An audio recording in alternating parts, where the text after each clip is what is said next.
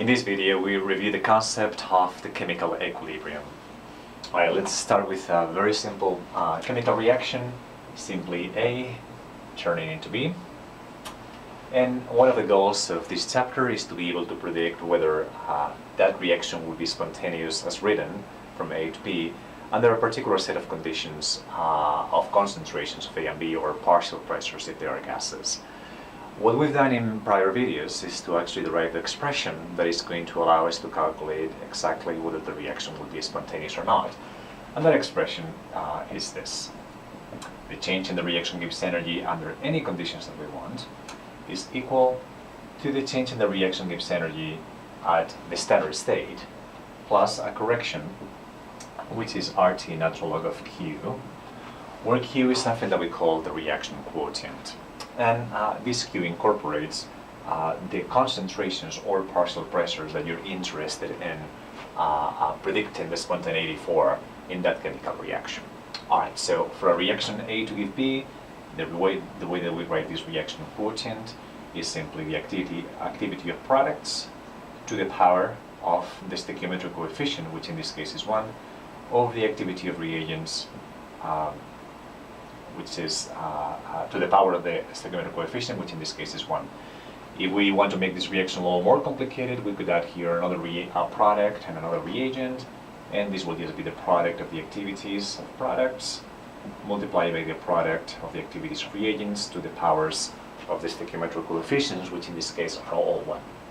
Alright, so let's return here to the simpler case, just for simplicity. Now, in order to actually be able to plug in here some actual numbers, what you'd like to do is map these activities into measures of concentration that we can handle, like molar concentrations or partial pressures and so forth. Right, so let's assume that this reaction is actually between two solutes in an ideal aqueous dilute solution. Okay, so these are just two solutes in a water solution at low concentration.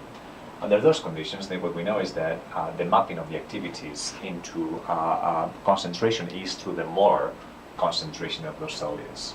Okay, so that would be the molar concentration of B divided over the molar concentration of B at the standard state, and then for reagents will be the molar concentration of A divided over the molar concentration at the standard state. These molar concentrations at the standard state are just 1 molar. So this simply reduces to the following. Concentration of B over 1 molar divided over the concentration of A over 1 molar. With this expression and the definition of the reaction quotient, then we can go on and calculate whether the reaction will be spontaneous under any conditions that we want. So we can plug in here half molar of A and 0 molar of B, or half molar of A and 0.3 molar of B, and so forth, and again predict spontaneity under any conditions that we wish, as long as we have this value of the reaction Gibbs energy at the standard state, which we can compute from tables. Alright, so what we actually now do is examine a particular case for this equation that we have right here. Okay, something that we can do and have done in prior videos is actually see how this value varies with concentration or with reaction progress. Right? And the way that this looks like is like this. We can plot the Gibbs energy, the total Gibbs energy of the reaction, okay, as a function of the reaction progress,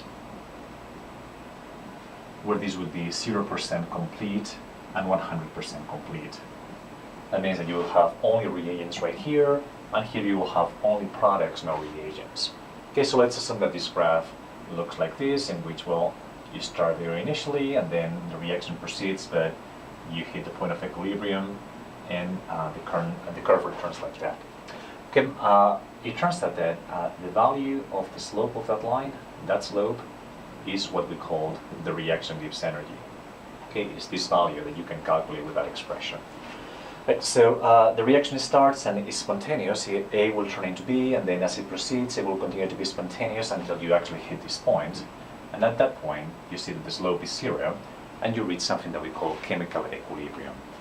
We can examine with a little more level of detail what happens in this pathway from the start of the reaction until you hit equilibrium by monitoring how the concentrations of reagents and products change as a function of time or reaction progress.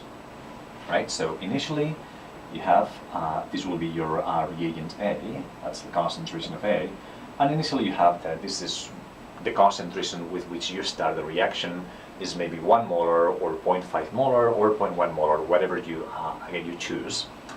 And well, this reaction is actually going to, as the reaction proceeds, the reaction is spontaneous to start with.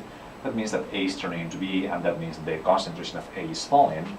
At the same time, if you start the reaction with no B, the concentration of B will be 0. Okay, but as the reaction starts, then the concentration of B will continue to grow.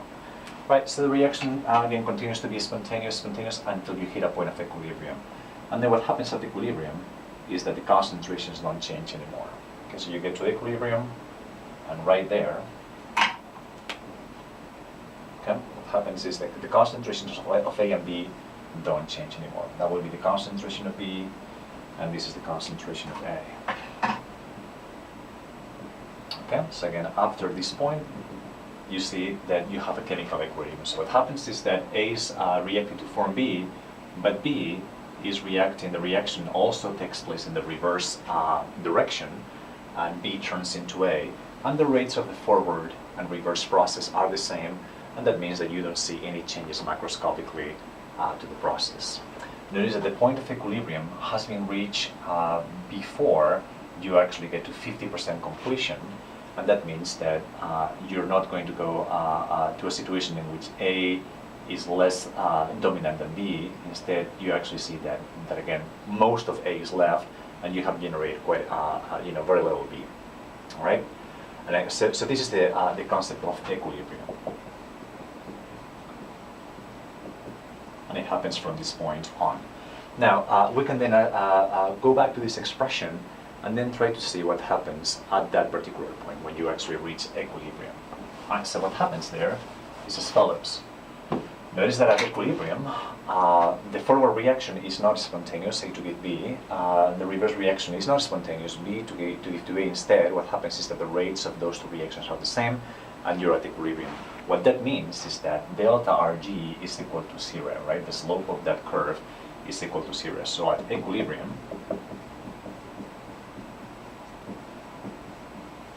we have that delta Rg is equal to 0. And then something also happens. The reaction quotient acquires a special name at that point, which is what we call the equilibrium constant, capital K. Okay, so our equation, when you reach equilibrium, is going to turn into the following. 0 is going to be equal to delta Rg naught plus RT natural log of K. Okay, so this tells you the relationship between the reaction Gibbs energy and the equilibrium constant. Okay, and this happens at the equilibrium. Now we finish this video by just reinforcing the idea that the equilibrium constant, okay, is just a specific case of the reaction quotient. The reaction quotient that for this particular reaction we write as the concentration of B over 1 molar and the concentration of A over 1 molar. This can be calculated at any point during the reaction, at the start of the reaction, at intermediate times, or once you reach equilibrium. Now the equilibrium constant is only a subcase of this, and that happens, that would be equal to the same expression, but only when you reach equilibrium, right? So we will write here this as the concentration of B at equilibrium and the concentration of A at equilibrium. So again, you can calculate the reaction quotient here. Okay, once you get to this point, the reaction quotient becomes equal to the equilibrium constant, and then the equilibrium constant is just the concentration of B at equilibrium over the reference concentration, and over the concentration of reagents at equilibrium divided by the reference concentration. Okay, so in many courses before, you have written the equilibrium constant, but this is how it relates to a chemical reaction in general. At points where you might not have reached equilibrium, in which you wouldn't be able to write this expression. Instead, the way that you express the reaction quotient is by using the specific concentrations that you have at that particular point. Okay? In the next video, then, we're going to see the explicit connection between the reaction Gibbs energy and the equilibrium constant, the reaction Gibbs energy at the standard state, and the equilibrium constant, and see how that will be useful in numerical problems.